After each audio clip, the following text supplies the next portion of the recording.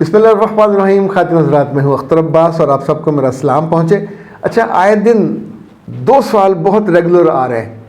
एक ये कि लड़कों को क्यों जॉब वाली लड़की चाहिए होती है जो अच्छा कमा रही हो। दूसरा, जब शादी हो जाती है तो फिर वही लड़की जो जॉब वाली हो, जो कमा रही हो, जो अच्छी जॉब पे हो, वो बुरी लगने लगती है और फिर आप उसे कहते हैं जॉब छोड़ दो। ये हर दूसरे केस में हो रहा है। तो ऐ प्यारे लोगों जो फैसले करते हो, शादी से पहले अपने बेटों से पूछ लिया करो, तुम्हें पढ़ी लिखी, समझदार, सुलझी हुई जो लड़की जॉब करेगी वो इज्जत मांगेगी आपसे, वो प्रोटोकॉल भी मांगेगी, वो लाड भी उठवाएगी, आपके खर्चे में शेयर करेगी, लेकिन उसकी शख्सियत में खूबसूरती भी होगी, जाज़बियत भी होगी, उसकी दोस्तियां भी होंगी। उसको जहाँ जॉब करती होगी वहाँ उठना बैठना, कभी खाने पे, कभी किसी प्रोग्राम में, जो कि हज़ारों में जहाँ लोग काम करते हैं वहाँ डिनर्स होते रहते हैं, वहाँ कोई ना कोई प्रोग्राम होता रहता है। तो आपको फिर खुश दिली से, कहीं आप खुद साथ जाएंगे, कहीं छोड़ के आएंगे। ये कीमत है।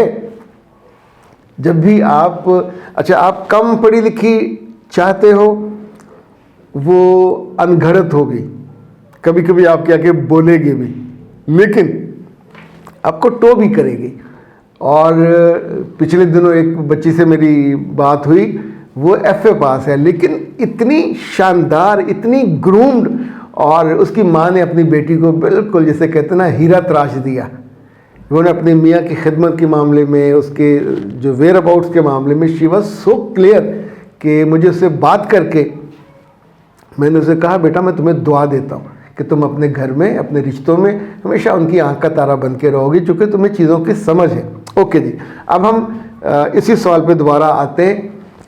यूरोप में और ये जो वो दुनिया है जो तरक्की याफ्ता, वहाँ लोगों ने धक्के खा खा के, लड़ के, बदमज़गियाँ कर कर के कुछ चीज़ें सीखी हैं।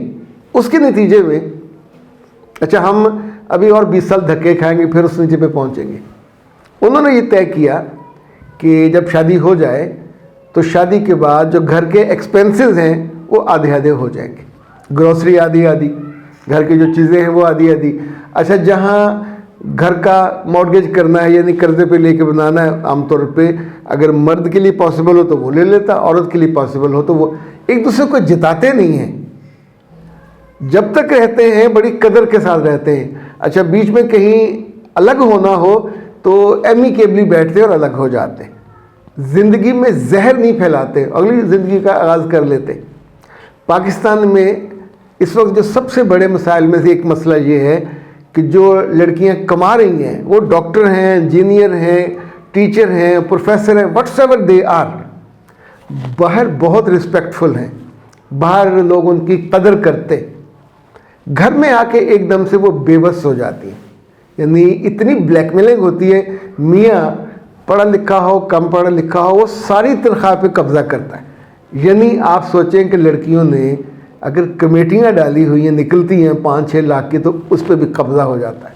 अगर आपकी तनख्वाह आती है तो वो भी पूरी बाज हैं। तो ऐसी नॉनसेंस हरकत करते हैं कि जो सरकारी बना हुआ होता है ATM और आपकी चेकबुक, वो भी ले लेते हैं और फिर गिन गिन के पैसे देते हैं, कभी रिक्शे के, कभी पैदल। यानी उसमें खाने का कोई चीज़ वहाँ दोस्तों से बैठे खानी हो, कोई मंगवानी हो, कोई ख़रीदनी हो, अपनी पर्सनल इस्तेमाल की चीज़ों के लिए भी लड़कियों को तरसना पड़ता है। समटाइम अपनी माँ बाप को कहना पड़ता है। It's very embarrassing, very shameful. यानी उन लड़कों पे भी और लड़कों की माँओं पे भी कि जो अपनी बहुओं के मामले में इतने छोटे दिल की मालिक होती हैं। मुझे लगता है इसका प्रैक्टिकल एस्पेक्ट निकालना चाहिए। फ़र्ज़ करें लड़के की तनख्वाह है 1 लाख रुपया, लड़की भी 1 लाख कमा रही है, तो अब उस घर में 2 लाख असूली तौर पे। पूल किसके पास होंगे, ये प्रैक्टिकली नहीं हो सकता।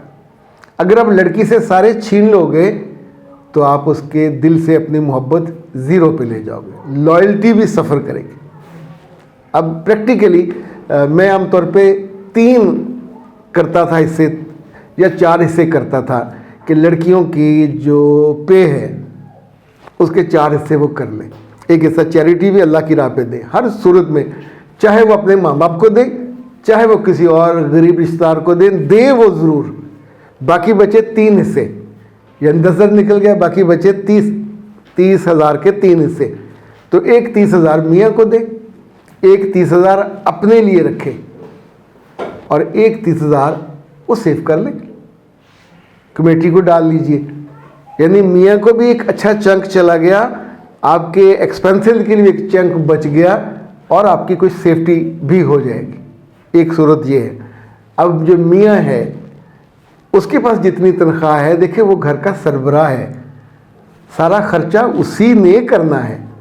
उसको असूली तौर पर अपनी बीवी को भी कोई 5-10 हज़ार अगर वो देता है तो दिल जीतता है, उसकी बीवी वो पैसे अपने घर पे ही लगाएगी, बच्चों पे ही लगाएगी।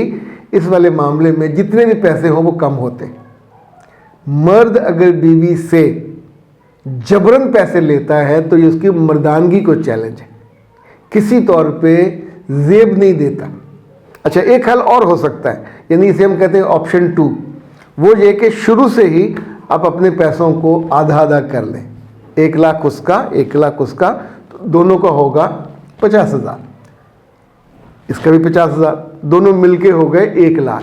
तो ये 1 लाख जो है ये घर की घरदारी, गृहस्थी, बिल, ग्रॉसरी उसके लिए होगा, मेहमानदारी।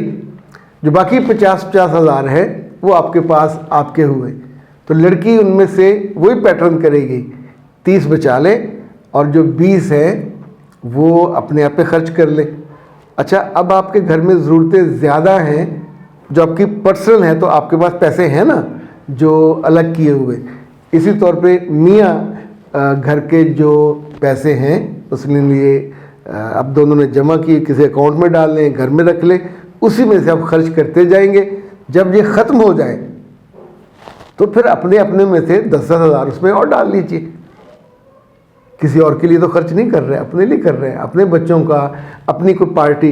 कभी लड़की खाना खिला दे, कभी लड़का